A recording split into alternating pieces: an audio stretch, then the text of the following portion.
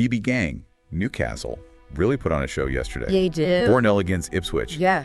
Isak with that hat trick. Oh, man, he was absolutely incredible. From the stole the headlines. A masterclass, honestly. Just the way he took all of those goals, his positioning, his composure. It was a striker in peak form. I mean, let's start with that first goal. Okay. Remember, it went to VAR. Right. There was a moment of, oh, is he offside? But the replay showed, no, he timed that run to perfection, just slotted it past the keeper with such ease. It was almost like he knew it was going to be a goal the moment the ball left Bruno's foot. Absolutely. And speaking of composure, that second goal, I mean, that was a gift from Ipswich's defense, right? Yeah. But you still got to be in the right place at the right time to capitalize on those errors. Oh, 100%. And boy, did he ever. It was like a predator sensing weakness. He read the situation so quickly, pounced on that loose ball, and then just calmly rounded the keeper to make it 2-0. And then the third goal, that was just pure class. Yeah.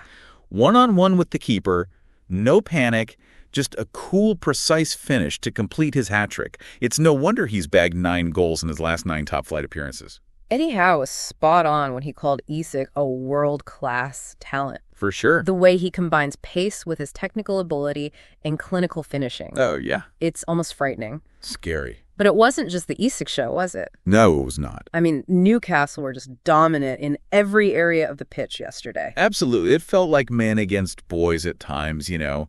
Newcastle controlled the midfield. They were pressing high, forcing Ipswich into mistakes, and their attacking play was so fluid. It was incisive.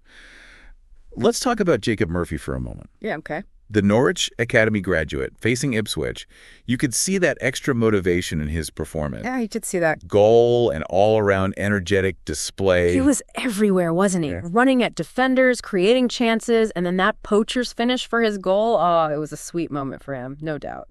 And you have to give credit to Anthony Gordon as well. Yeah. Those 2 assists, he was a constant threat down the wing.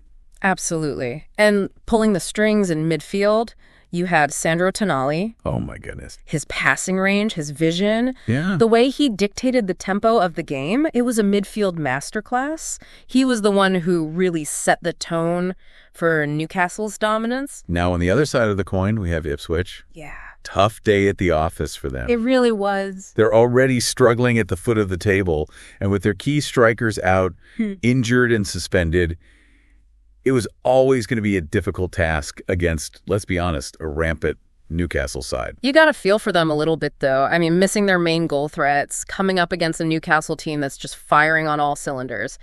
Kieran McKenna, their manager, he admitted after the game they need to learn lessons quickly. Yeah. And improve their game management. They were really exposed at the back, weren't they? Yeah. Newcastle's pace and movement caused them problems all afternoon. Poor Errol Murick in goal. I mean, he made a few decent saves, but he was left exposed far too often. They looked disjointed. Their defense just couldn't handle Newcastle's high press. I mean, every time Newcastle won the ball back, high up the pitch, it felt like a goal-scoring opportunity. It did. Now, this might seem like just another win for Newcastle. Yeah. Let's put it into context. Okay.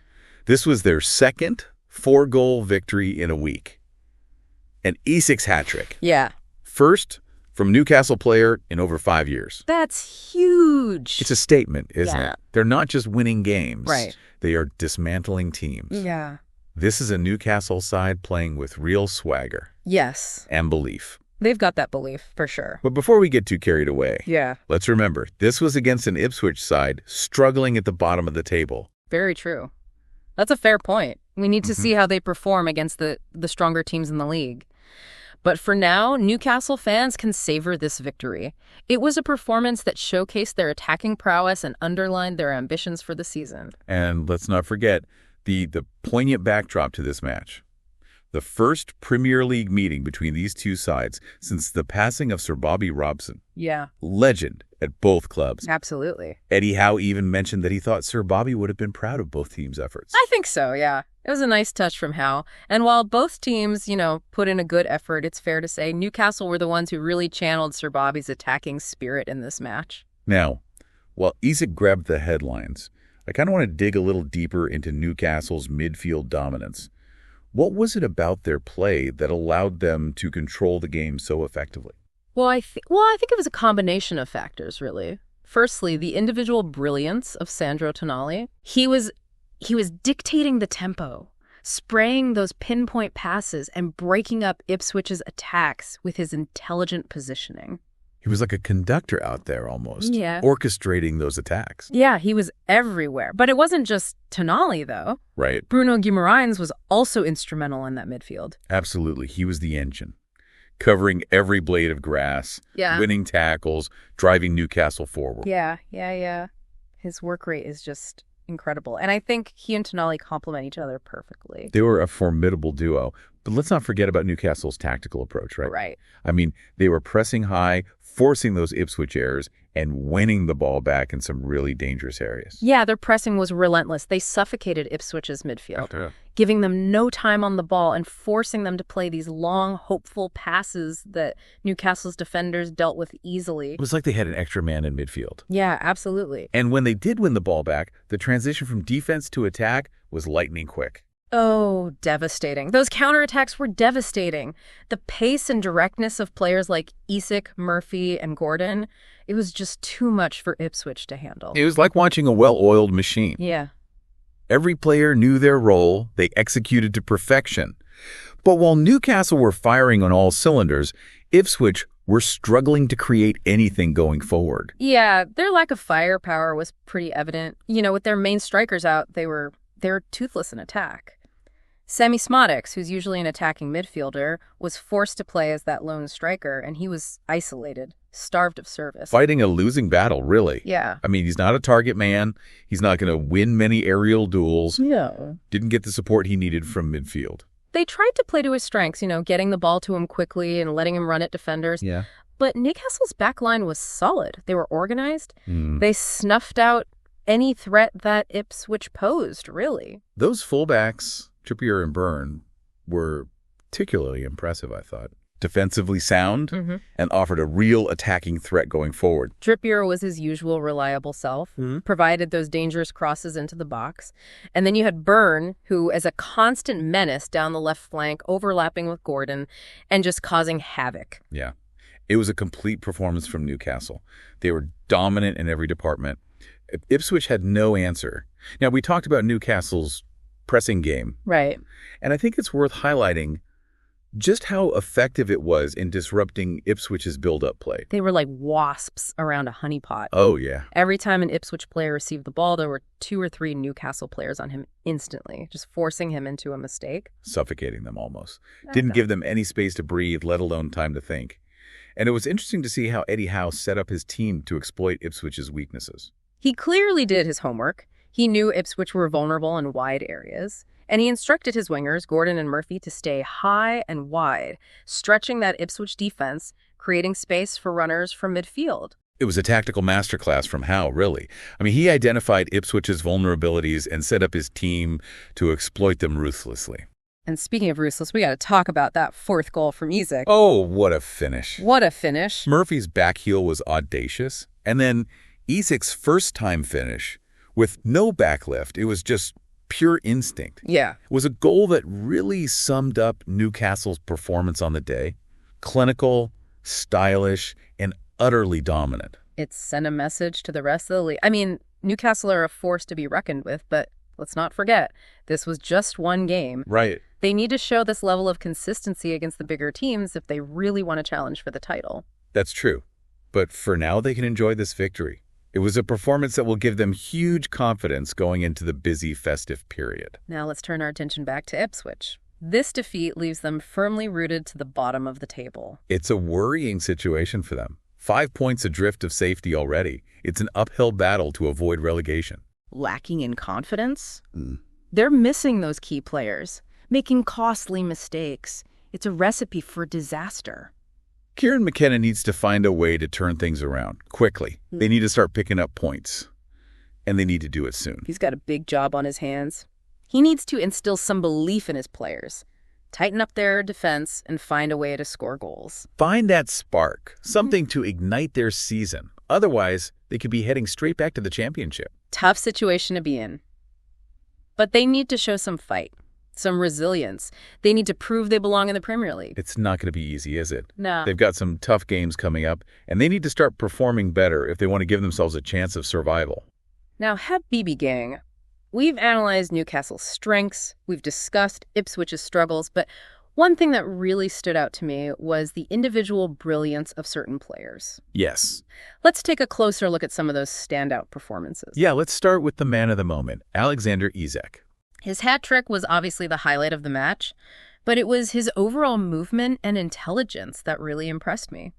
He wasn't just waiting for chances to come his way, he was actively creating them, dragging defenders out of position, making those clever runs in behind. A complete center-forward performance, wasn't it? Held the ball up well, linked up play with his teammates, and was lethal in front of goal. I mean, those 3 goals, they were all different types of finishes, showcasing his versatility as a striker. Yeah, you're right. That first goal, the perfectly timed run to stay onside, that composure to slot it past the keeper, that's the mark of a striker in top form. Yeah. And then the second goal, the awareness to anticipate the defensive error, the quick thinking to round the keeper, I mean, that's predatory instinct. And that third goal, the one-on-one with the keeper, made it look so easy. Yeah, he did. Just a cool dink over the onrushing Muric. I mean, you could see the confidence oozing out of him with every touch. He's playing with a swagger. That's infectious. Yeah. His teammates are feeding off of his energy, and it's creating a real buzz around the team.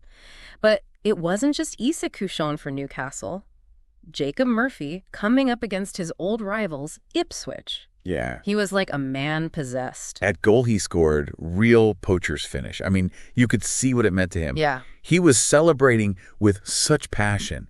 It was clear this was more than just another game for him. Absolutely. He was running tirelessly, closing down defenders, creating chances, linking up well with Trippier down that right flank. It was a performance full of energy and commitment. Yeah, it was. And speaking of Trippier, he was his usual reliable self, wasn't he? He was. Providing those pinpoint crosses from set pieces and open play and defending resolutely when called upon. He's such a consistent performer. You know exactly what you're going to get from him week in, week out. Yeah. Solid defensively, a threat going forward, and a real leader on the pitch. But let's not forget about Sandro Tonali, the maestro in midfield. Oh my goodness. Pulling all the strings, wasn't he? Dictating the tempo of the game, spraying those pinpoint passes all over the pitch, and breaking up Ipswich's attacks with his intelligent positioning. Yeah, his vision's incredible. He just seems to see things before they happen, picking out passes that others wouldn't even dream of attempting. And his partnership with Bruno Guimaraes is developing beautifully. Yeah. They complement each other perfectly. Tonali's the orchestrator, the creative spark, while Guimaraes is the engine, the workhorse, covering every blade of grass and winning the ball back for his team. Together, they formed a formidable midfield duo that Ipswich just couldn't handle. No. Now, while Newcastle were enjoying a day to remember, it was a day to forget for Ipswich. They were outclassed in every department, and their lack of attacking threat was a major concern. It is difficult to judge them too harshly, considering they were missing those key strikers.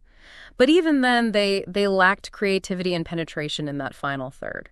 Sami Smodix tried his best, but he was isolated up front, and he received very little support from his teammates. He was feeding off scraps, really. And when he did get the ball, he was often crowded out by 2 or 3 Newcastle defenders. I mean, it was a thankless task for him. It was. Their midfield struggled to get a grip on the game. They were overrun by Newcastle's high press, and they couldn't string together any meaningful passes in that attacking third.